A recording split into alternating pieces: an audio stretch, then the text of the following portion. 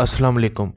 गुज़िश्ता दिनों DGISI और DGISPR ने मुश्तरका प्रेस कॉन्फ्रेंस मुनक्किद की, जिसमें DGISI ने PTI से मुतलिक चंद अहम इंकशाफात और सवालात उठाए। DGISI ने अपनी इस प्रेस कॉन्फ्रेंस को मुनक्किद करवाने की वजह बयान करते हुए कहा कि मैं जानता हूं कि आप सब हैरान होंगे कि मैं इस तरह प्रेस कॉन्फ्रेंस में क्यों शिरकत कर रहा हूं, जबकि जिस अदारे से मेरा ताल्लुक़ है उसका काम पस मंज़र रह कर अपनी खिदमत सर अंजाम देना है। लेकिन आज का दिन मुख्तलिफ है। आज मैं अपनी ज़ात के लिए नहीं आया यहाँ, बल्कि अपने अदारे के लिए आया हूँ, जिसके जवान 24 घंटे वतन अजीज़ की हिफाजत में अपनी जानों के नजराने पेश कर रहे हैं। और ख़ुसूसन मैं अपनी एजेंसी के लिए आया, जिसके ऑफिसर्स और एजेंट्स पूरी दुनिया में इस मुल्क की पहली दिफाई लाइन बनकर 24 घंटे काम कर रहे हैं। और जब झूठ की बिना पर इन्हें तज़हीक और तनकीद का निशाना बनाया जाए तो मैं बतौर इस एजेंसी के सरबराह होने के खामोश नहीं रह सकता। जब झूठ इतना फरावानी और आसानी से बोला जा रहा हो कि जिससे मुल्क में फितना और फसाद फैलने का खतरा हो, तो सच की इतनी लंबी खामोशी भी ठीक नहीं है इस मुल्क की फलाह के लिए। DGISI के इस बयान से साफ जाहिर हो जाता है कि हालात को कितना ख़राब कर दिया गया है और किस नौयत के झूठ तराश कर अवाम का ब्रेन वाश करने की कोशिश की गई, जिसकी वजह से मजबूर होकर DGISI को ये अहम प्रेस कॉन्फ्रेंस मुनक्किद करना पड़ी। सबसे पहला नुक्ता जिस पर DGISI बात करते हैं वो गंदे अलकाबात हैं जो PTI लीडरशिप और ख़ुद इमरान खान की तरफ से दिए जाते हैं, जैसे कि मीर जाफ़र, मीर सादिक, न्यूट्रल, जानवर वगैरह वगैरह।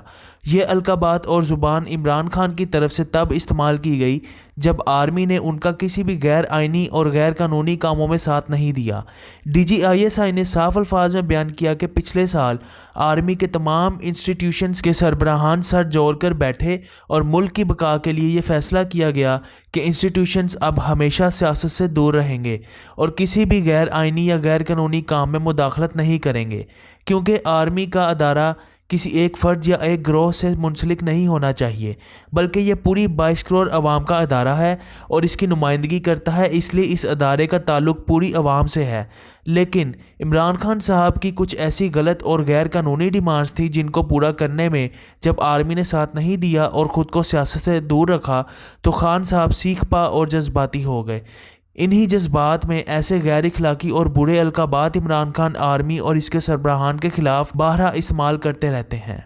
DGISI ने कहा कि अगर जनरल बाजवा चाहते तो बहुत आसानी से अपनी सर्विस के आखिरी 6-7 माह गुजारकर नवंबर में रिटायर हो सकते थे, लेकिन उन्होंने अपनी ज़ात से ज़्यादा इस मुल्क को तरजीह दी। उन्होंने आर्मी के इस अदारे को कॉन्स्टिट्यूशनल बनाने का फ़ैसला किया जो अपनी बाउंड्रीज़ और आइनी हदूद में रहते हुए काम करे। वो चाहते तो उस वक़्त की हुकूमत के कुछ गलत फ़ैसलों में साथ देकर अपनी इज़्ज़त बचाकर और मुल्क को ख़तरे में डालकर बआसानी अपनी मुद्दत पूरी कर सकते थे। जनरल बाजवा को इमरान खान हुकूमत की तरफ से गैर मुअय्यना मुद्दत के लिए एक्सटेंशन भी ऑफ़र की गई, यानी जनरल बाजवा जब तक चाहते ताहयात आर्मी चीफ रह सकते थे, लेकिन उन्होंने इस पुरकशिश ऑफ़र को भी कबूल नहीं किया। ये एक बहुत बड़ा इंकशाफ है जो DGISI ने किया और बकौल उनके वो ख़ुद भी उस मुकाम पर मौजूद थे जहाँ ये ऑफ़र दी गई। DGISI ने यह नुक्ता भी उठाया कि बंद दरवाज़ों के पीछे आप कुछ कह रहे होते हैं, आपका रवैया भी मुख्तलिफ होता है, लेकिन जब आप जलसे करते हैं या आवाम के सामने आप एकदम बदल जाते हैं। आप आर्मी चीफ को गद्दार और मीर जाफ़र जैसे अलकाबात से पुकारते हैं, आज भी आप पसे पर्दा उनसे मिलते हैं, तब आपका रवैया और होता है। अगर आर्मी चीफ गद्दार ही हैं तो आप आज भी उनसे बंद दरवाज़ों पीछे क्यों मिलते हैं, अपनी आइनी गैर आइनी ख्वाहिशात का इजहार भी करते हैं और अगले ही दिन आप उसी आर्मी चीफ के खिलाफ बोल रहे होते हैं। इतना खुला तजाद क्यों है आपके कोलो फेल में? पाकिस्तानी फौज आइन के मुताबिक गवर्नमेंट का इदारा है। गवर्नमेंट के इदारों के सरबरा आके प्रेस कॉन्फ्रेंस कर रहे हैं, साथ कह रहे हम सियासत में नहीं है। कौन से मुल्क के अंदर आके MI6 का हेड आके प्रेस कॉन्फ्रेंस करता है? मैंने तो ये कभी इसका प्रेसिडेंट ही नहीं सुना। या तो उनके मुताल्लिक कोई चीज हो ना, मसलन कोई सिक्योरिटी का इशू हो, उसके ऊपर आके बात करें। एक पॉलिटिकल प्रेस कॉन्फ्रेंस कर। इंस्टीट्यूशंस बहुत अरसे से अप्रैल से एपॉलिटिकल थे। آپ نے ان کو مجبور کیا علل اعلان عوام کے سامنے ان کو برے القابات سے پکار کر ان پر جھوٹے الزامات لگا کر جس کا آپ کے پاس کوئی ثبوت نہیں ہے۔ آپ نے آج تک کوئی ثبوت نہیں دیا۔ آپ نے صرف اداروں کا اور اس کے سربراہان کا نام لیا ہے اشاروں میں کہ یہ فوج ہے، یہ فوج کا چیف ہے، انہوں نے یہ کیا۔ آپ نے کوئی ثبوت نہیں دیا آج تک، کیونکہ آپ نے یہ غلط حرکت کی ہے جس کی وجہ سے وہ مجبور ہو گئے، اور ارشد شریف کے قتل کا الزام بھی آپ ان پر لگا رہے ہیں۔ تو یہ وہ وجوہات ہیں جس کی وجہ سے ان کو آ کر وضاحت دینا پڑی۔ اگر کسی بھی انسان کا کوئی بھی دوست ہو یا قریبی رشتہ دار اور اس پر جھوٹی تہمت یا الزامات لگائے جائیں تو ایک غیرت مند انسان کا ضمیر یہ گوارا نہیں کرتا کہ وہ اپنے پیاروں کی اتنی تضحیک برداشت کرے۔ یہاں تو آرمی کے سب آرڈینیٹس ہر وقت جنگ کی حالت میں ہیں بارڈرز پر، تو آپ جب جھوٹے الزامات اور بیانات کی بوچھار شدت سے کرنے لگ جائیں، ہر لمٹ کو کراس کر دیں، تو وہ کیوں نہ آئیں پریس کانفرنس کرنے؟ کب تک وہ خاموش رہیں؟ جی بالکل، انسٹیٹیوشنز کو کچھ کنسرنز تھے، کچھ تحفظات تھے جس کی وجہ سے انہوں نے پریس کانفرنس منعقد کی، کیونکہ آپ جلسوں میں اتنی غلط زبان کا استعمال کرتے ہیں اور الزامات لگاتے ہیں کہ حکومت انہوں نے چینج کی، اس کا آپ کے پاس کوئی ثبوت ہی نہیں ہے۔ ارشد شریف کا بھی الزام آپ انسٹیٹیوشنز پر لگاتے ہیں، آپ ڈرتے کیوں ہیں؟ اگر آپ کو سب پتہ ہے، سب معلوم ہے، ثبوت کیوں نہیں دیتے پھر آپ صرف جلسوں میں پریس کانفرنسز میں آتے ہیں اور جو دل میں آتا ہے بول کر چلے جاتے ہیں بغیر کسی قسم کے ثبوت اور شواہد پیش کیے۔ اور میں اس لیے ہمیشہ کوشش ایسی کی ہے کہ اگر تنقید کروں تو تعمیری تنقید ہو، ان کا فائدہ ہو۔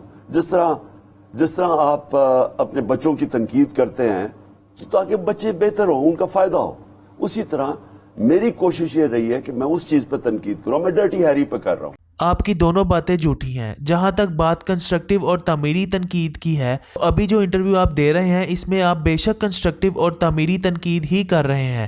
ڈی جی آئی ایس آئی کا سوال تو یہ تھا کہ آپ جب جلسوں میں جاتے ہیں، لوگوں کے سامنے آپ غلط زبان کا استعمال کرتے ہیں اور تضحیک امیز جملے آپ کی پارٹی لیڈرشپ کی طرف سے جو ادا کیے جاتے ہیں، اس کا ذمہ دار کون ہے؟ اس کا جواب تو آپ دیتے ہی نہیں ہیں کہ آپ ایک دم جلسوں میں غلط زبان کا استعمال کیوں کرنے لگ جاتے ہیں۔ جلسوں میں آپ کا کرٹیسزم کنسٹرکٹیو یعنی کہ تعمیری کیوں نہیں ہوتا، بلکہ اس کے برعکس آپ غیر اخلاقی جملوں کا استعمال کرتے ہیں۔ آپ خود ہی ماضی میں اور اب بھی کہتے ہیں کہ جب پیپلز پارٹی اور نون لیگ پر کوئی الزام لگتا ہے تو یہ دوسری پارٹی پر بھی وہی الزام لگا دیتے ہیں، اپنے اوپر لگے الزامات کا جواب نہیں دیتے۔ تو آپ بھی تو یہی کر رہے ہیں۔ انسٹیٹیوشنز آپ سے سوال کر رہے ہیں کہ جو غلط زبان آپ استعمال کرتے ہیں اور جو الزامات آپ لگاتے ہیں انہیں پروف کریں، لیکن آپ اس کا جواب ہی نہیں دے رہے۔ آپ آگے سے یہ کہہ رہے ہیں میں تو کنسٹرکٹیو کرٹیسزم کرتا ہوں، میں تو تعمیری تنقید کرتا ہوں، جبکہ انہوں نے تو تنقید کی بات ہی نہیں کی۔ انہوں نے تو خود کہا ہے کہ تنقید کرنا آپ کا آئینی حق ہے۔ انہوں نے آپ سے غلط زبان کے استعمال کے بارے میں سوال کیا ہے، آپ خود بھی تو جواب نہیں دیتے۔ آپ بھی تو وہی کر رہے ہیں، ویسی ہی سیاست کر رہے ہیں جو باقی پارٹیز کرتی آئی ہیں ہمیشہ سے۔ کوشش کرتا ہوں کہ کوئی میں ایسی چیز نہ کہوں کہ دنیا کے اندر میری فوج کا امیج خراب ہو، کیونکہ پاکستان فوج بھی میری ہے، ملک بھی میرا ہے۔ ہمارا اگر میں آزاد پاکستان چاہتا ہوں، میں سمجھتا ہوں کہ غلامی سے بہتر موت ہے، تو اگر میں آزاد ملک چاہتا ہوں تو اس کے اندر اگر طاقتور فوج نہیں ہوگی تو آزاد ملک کیسے ہوگا؟ کیونکہ ساری مسلمان دنیا میں عذاب آیا ہوا ہے، آپ اٹھا کے دیکھ لینا، ہر جگہ عذاب آیا ہوا ہے۔ تو ہمیں تو چاہیے، اور ہمارا دشمن ہمارے سے 7 گنا زیادہ بڑا ہے، لیکن جب اس طرح کی پریس کانفرنس کرتے ہیں، اب اس میں اگر جواب دینا شروع کروں کئی چیزوں کے اوپر، وہ ڈائریکٹلی ہماری فوج پہ جائے گا، اور میں نہیں چاہتا کہ ان کی کسی قسم کا ان کو نقصان پہنچے۔ اور جہاں تک آرمی کے نقصان کی بات ہے تو اس کے علاوہ آپ اور کیا آرمی کا نقصان کر سکتے ہیں؟ آپ سب کچھ تو کر چکے ہیں۔ اپنے جلسوں میں آپ نے کن کن منفی القابات سے نہیں پکارا آرمی اور اس کے سربراہان کو؟ کبھی آپ نیوٹرل کا لفظ استعمال کرتے ہیں، کبھی mister X and mister Y, کبھی آپ جانور کہہ دیتے ہیں، اور بھی بہت سے ایسے غلط جملے اور الفاظ ہیں جو آپ عوامی جلسوں میں بول چکے ہیں۔ اس کے علاوہ آپ کی پارٹی کے رہنما اور کارکنان نے تو علل اعلان آرمی کے خلاف سوشل میڈیا پر مہم چلائیں، پوسٹس کی، میمز بنائیں، اور ان سب کے ثبوت اور شواہد آج بھی سوشل میڈیا پر موجود ہیں۔ پی ٹی آئی کے میڈیا پیجز پر یہ تمام پوسٹس آج بھی موجود ہیں۔ سب کچھ تو پی ٹی آئی کر رہی ہے اگینسٹ آرمی۔ بند کمروں میں جا کے میں یہ کہتا تھا، پوری بات اگر بتا دیں کہ بند کمروں میں اور بھی باتیں کیا ہوتی تھی، میں کیوں کہہ رہا تھا۔ میری ساری کوشش یہ تھی کہ یہ جب سازش ہو گئی، مجھے پتا تھا سازش ہو رہی ہے، ہمیں پتا تھا سارا یہ، یہ بیرونی کا تو خیر بعد میں ہمیں پتہ چلا، لیکن جب امریکن ایمبیسی مل رہی تھی ہمارے جو بعد میں لوٹے بنے ان کو انوائٹ کر رہی تھی، اپوزیشن سے بار بار ملتی جا رہی تھی، ہمیں اندازہ تو ساری مجھے آئی بی سے خبریں تو آ رہی تھیں، اور پھر یہ نو کانفیڈنس کی جب بات ہو رہی تھی پھر ہمیں خبریں آ رہی تھی نواز شریف کو سارے لوگ جا کے مل رہے ہیں اور وہاں سے، تو یہ پوری سازش کا تو مجھے پتہ چل گیا تھا۔ میں نے بڑا پبلکلی میں نے بار بار کہا کہ میں نے جنرل باجوہ کو بتایا کہ اس وقت اگر یہ سازش کامیاب ہو گئی تو اس کا پاکستان کی معیشت کے اوپر ڈائریکٹ نقصان ہوگا اور کوئی سنبھال نہیں سکے گا۔ یہ ٹیل سپن میں چلی جائے گی، ورڈ یوز کیا ٹیل سپن میں، یہ آپ نہیں سنبھال سکے گی، کیونکہ جو معیشت ہے وہ ڈیپینڈ کرتی ہے پولیٹیکل سٹیبلٹی پہ۔ پولیٹیکل سٹیبلٹی اگر آپ نے انسٹیبل کر دیا تو ہمارا جو یہ انٹرنیشنل سپر سائیکل چل رہا ہے کموڈٹی کا، جو تیل کی قیمتیں اوپر چلی گئی ہیں، جو ہم بڑا مشکل سے بیلنس کر رہے ہیں، یہ اگر بکھر گیا کوئی سنبھالے گا نہیں۔ میں نے وہ آن کیا اور میں نے کہا میں یہ سن یہ رہا ہوں کہ یا ایکسٹینشن کی بات ہو رہی ہے یا آرمی چیف کی بات ہو رہی ہے، میں نے کہا اگر آپ کو آفر کر رہے ہیں تو ہم بھی آپ کو آفر کر دیتے ہیں۔ دیکھیے، عوام کی اکثریت اس معاملے میں بالکل آپ کے ساتھ ہے کہ جس طریقے سے آپ کی حکومت ختم ہوئی وہ غلط ہے، لیکن آپ کا ریئیکشن اور طریقہ کار غلط ہے۔ آپ جذبات میں زبردستی انسٹیٹیوشنز کو سیاست میں گھسیٹ رہے ہیں، جبکہ انسٹیٹیوشنز اپنی آئینی حدود میں رہ کر ہی کام کرنا چاہتے ہیں۔ آپ کا طریقہ غلط ہے جس سے ملک میں فساد پھیلتا ہے، اور یہاں ڈی جی آئی ایس آئی نے جن بیک ڈور ٹاکس کا ذکر کیا ہے وہ یہ نہیں کہہ رہے کہ بند دروازوں پیچھے آپ نے آرمی چیف سے گورنمنٹ بچانے کا کہا یا نہیں کہا۔ ان کا مطالبہ یہ ہے کہ آپ جب آرمی کے سربراہان کے خلاف غیر اخلاقی زبان استعمال کرتے ہیں اور اداروں کے خلاف بولتے ہیں تو پھر ساتھ ساتھ آپ انہی اداروں سے اور آرمی چیف سے بند دروازوں پیچھے مدد بھی کیوں مانگتے ہیں؟ انہی اداروں کو آپ کے پارٹی لیڈرز گالیاں بھی دیتے ہیں اور پھر مدد بھی اداروں سے ہی آپ مانگتے ہیں۔ سوال سیدھا سا ہے کہ اگر آپ کو ادارے پسند نہیں، آپ کو اداروں سے تحفظات ہیں، تو پھر آپ مدد بھی کسی اور سے مانگیں نا، امریکہ سے مدد مانگیں یا پھر کسی اور سے۔ اور اس کے علاوہ ڈی جی آئی ایس آئی کے مطابق آپ غیر آئینی اور غیر قانونی مدد کیوں مانگتے ہیں جبکہ ادارے خود کو سیاست سے دور رکھنا چاہتے ہیں؟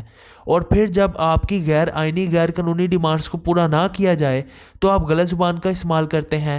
اس کا تو آپ جواب دیتے ہی نہیں ہیں۔ سیاست کرنا اداروں کا کام نہیں ہے، اور آپ کی پارٹی کے ان بیانات، پوسٹس اور تقریروں پر انڈیا آج خوش ہے، کیونکہ اپنے نیوز چینلز پہ وہ یہ کہتے نظر آتے ہیں کہ یہ کام ہم نہیں کر سکے، اتنی دہائیاں گزر گئیں، ہم اس طریقے سے پاک آرمی کے خلاف کیمپین نہیں چلا سکے اور پروپیگنڈا نہیں کر سکے جو عمران خان اور ان کی پارٹی کر چکی ہے۔ آپ تو جانے انجانے میں پاکستان کے دشمن کو خوش کر رہے ہیں۔ اب آپ اس اگلی ریکارڈنگ کو سن کے خود فیصلہ کر سکتے ہیں کہ انڈیا کا ریٹائرڈ فوجی اور مشہور تجزیہ کار گورو آریہ کیا کہہ رہا ہے۔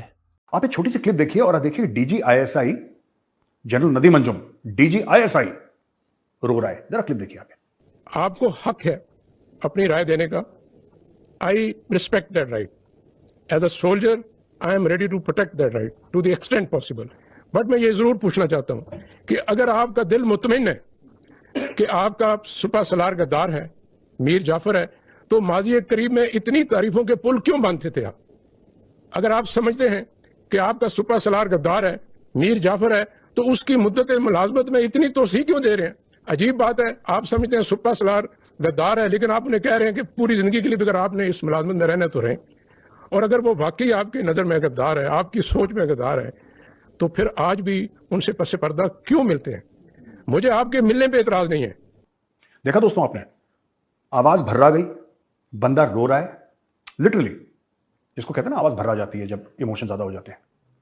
اور میں یہ کہہ رہا ہوں یار کہ آئی ایس آئی وہ ایجنسی ہے جس کے بارے میں ہم کب سے سن رہے ہیں، آئی ایس آئی نے یہ کر دیا، آئی ایس آئی نے یہ کر دیا، آئی ایس آئی نے یہ پلاٹ کر دیا، یہ پلان کر دیا۔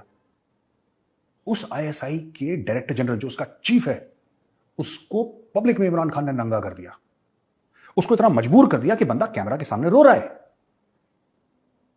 عمران خان نے وہ کام کر دیا جو میں کبھی، دیکھیے وہ چیف کو گالی دینا اور راول پنڈی میں لال حویلی جو شیخ رشید کا گھر ہے یا تھا اس کو نکال رہے ہیں وہاں سے، وہاں پہ باجوہ ہایا، یہ سب تو ایک زمانے میں، یعنی کہ جب یہ ہوا تھا مہینہ ڈیڑھ دو مہینہ پہلے، تب مجھے بہت بڑی بڑی باتیں لگتی تھی۔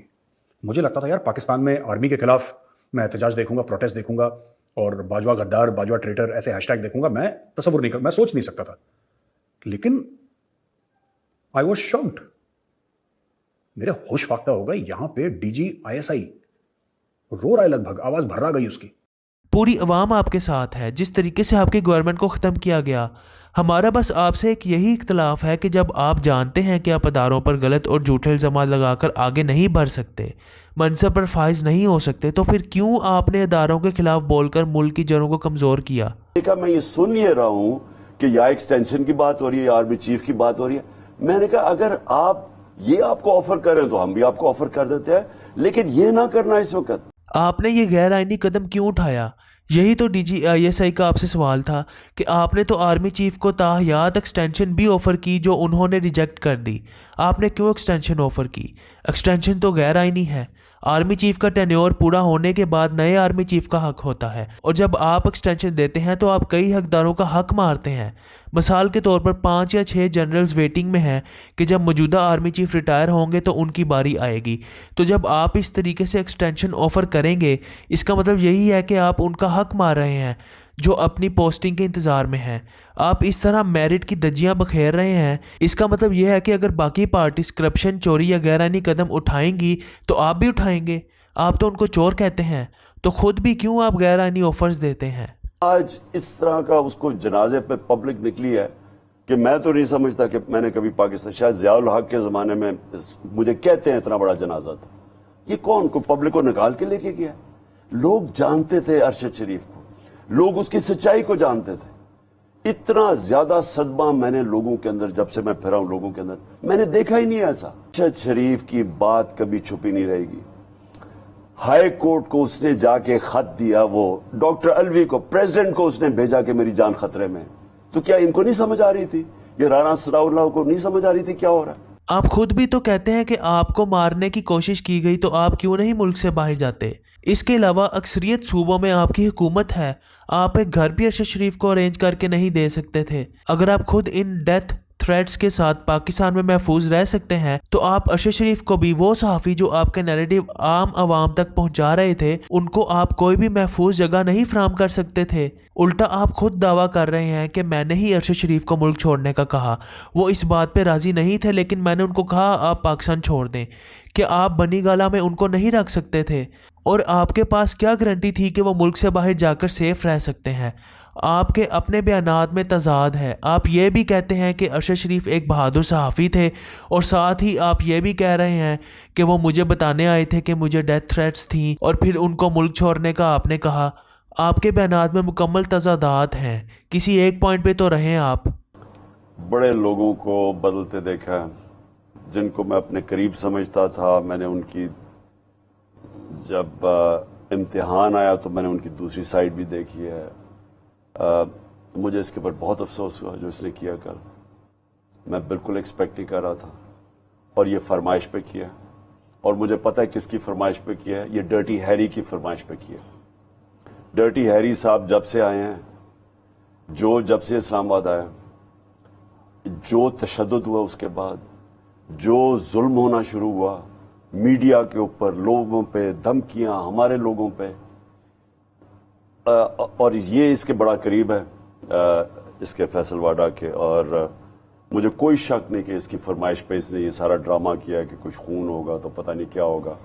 क्या खून हो, जो फैमिलीज, जिन जलसों में फैमिलीज आती हैं, वो क्या खून करने जाती हैं? फिर वही गलत लफ्ज़ आप इस्तेमाल कर रहे हैं अदारों के लिए, और फिर जब आपसे इस गलत ज़ुबान के बारे में सवाल किया जाता है तो आप कहते हैं हमारी हुकूमत छीनी गई, पाकिस्तान की इकॉनमी तबाह हो गई, वगैरह वगैरह। अपनी ज़ुबान का तो आप जवाब देते ही नहीं हैं। और फैसल वावड़ा तो इससे पहले भी ब्लंट बयानात दे चुके हैं, तब आपने उनको अपनी पार्टी से क्यों नहीं निकाला? आपको फैसल वावड़ा के खिलाफ पहले ही एक्शन ले लेना चाहिए था ताकि आपको शर्मिंदगी का सामना ना करना पड़े। इससे पहले भी आप कई दफ़ा उनकी कोताहियों को इग्नोर करते आए हैं और किसी भी किस्म का आपने एक्शन नहीं लिया। आपको पहले भी मालूम पड़ गया था कि कौन कौन आपका साथ छोड़ सकता है, फिर भी आप खुद ही एक्शन नहीं लेते थे। इस बात का जिक्र किया गया कि आर्मी चीफ के साथ मुलाकातें हुई, वो क्यों हुई, और साथ साथ ये भी बात की गई कि फ़ौज अपने आइनी किरदार के अंदर रहना चाहती है। ये बहुत अच्छी बात है और मुल्क के लिए बड़ी अच्छी खबर है कि फ़ौज ने फ़ैसला किया कि वो अपने आइनी किरदार के अंदर रहना चाहते हैं। लेकिन इन मुलाकातों के अंदर गैर आइनी मुतालबा क्या किया जाए? جو مطالبہ ہے وہ ساری قوم کے سامنے ایک دفعہ نہیں 1000 دفعہ عمران خان دہرا چکے ہیں، تحریک انصاف کی لیڈرشپ دہرا چکی ہے۔ ہمارے خیال میں پاکستان میں جو شدید ترین سیاسی بحران ہے، جو عدم اعتماد کی تحریک آنے کے بعد ملک میں آیا ہے، اس سے جو معاشی بحران پیدا ہوا ہے، جو پاکستان کی تاریخ کا شاید سب سے زیادہ خطرناک معاشی بحران ہے، جو سماجی بحران اب ملک کے اندر پھیلنا شروع ہو رہا ہے، اس کا حل سوائے نئے الیکشن کے کچھ نہیں ہے۔ اس کے لیے ایک ادارے کو کہنا جس کا ایک بہت زیادہ اثر ہے، اس میں تو کوئی آپ نے ضرور فیصلہ کیا کہ اب آپ سیاست کے اندر مداخلت نہیں کرنا چاہتے، لیکن اس میں تو کوئی دو رائے نہیں نا کہ آپ ایک بہت زیادہ اثر رکھتے ہیں، سیاسی نظام کے اوپر اثر رکھتے ہیں، تو آپ سے یہ کہنا کہ آپ اپنا اثر و رسوخ استعمال کریں تاکہ پاکستان اس سیاسی بحران سے نکل سکے، یہ آپ کو اس سے یہ تو ہو سکتا ہے کہ اتفاق نہ ہو، لیکن یہ غیر آئینی کسی طریقے سے بھی نہیں ہے۔ اور کوئی بھی بات جو وہاں بند کمرے میں ہو رہی ہے وہ ایسی نہیں ہے جو عمران خان جو ہیں وہ جلسوں کے اندر، پریس کانفرنسز کے اندر ٹی وی پر بیٹھ کر نہ کرتے ہوں۔ اسد عمر صاحب بھی سیدھا جواب نہیں دے رہے۔ جہاں تک انکانسٹیٹیوشنل ڈیمانڈز اور آفر کی بات ہے تو اس سے بڑی غیر قانونی آفر کیا ہو سکتی ہے کہ عمران خان خود آرمی چیف کو تاحیات ایکسٹینشن آفر کر رہے ہیں، اور ابھی تو کچھ ایسی انکانسٹیٹیوشنل یعنی کہ غیر آئینی اور غیر قانونی آفرز ہیں جن کے بارے میں ڈی جی آئی ایس آئی نے ذکر ہی نہیں کیا۔ انہوں نے خود کہا کہ میرے سینے میں کچھ ایسے راز ہیں کہ جن کو میں عیاں نہیں کر سکتا کیونکہ میرا منصب اس کی اجازت نہیں دیتا، لیکن انہوں نے خود کہا کہ جہاں ضرورت پڑی میں ان رازوں کو سامنے بھی لاؤں گا۔ ڈی جی آئی ایس آئی کا اہم سوال یہ ہے کہ جب آپ کو ادارے سے مسئلے ہیں، آپ جن اداروں کو میر جعفر، نیوٹرل، جانور اور اس طرح کے غیر اخلاقی القابات سے پکارتے ہیں، تو پھر آپ ساتھ ہی مدد کیوں مانگنے آ جاتے ہیں؟ آپ کیوں نہیں کوئی اور خلائی مخلوق ڈھونڈتے جو آپ کو پلیٹ میں رکھ کر حکومت دے دے؟ آپ جھوٹے الزامات بھی لگاتے ہیں، غیر اخلاقی زبان بھی استعمال کرتے ہیں اور کانسپائریسی کے الزامات بھی لگاتے ہیں۔ اگر یہ سب آپ مانتے ہیں تو پھر آپ کا تو اداروں سے ملنا بھی نہیں بنتا۔ آپ نے ڈبل سٹینڈرڈ کیوں رکھا ہوا ہے؟ جب آپ سے ثبوت مانگے جاتے ہیں تو آپ بات کو گول کر دیتے ہیں، وہ آپ فراہم ہی نہیں کر پاتے۔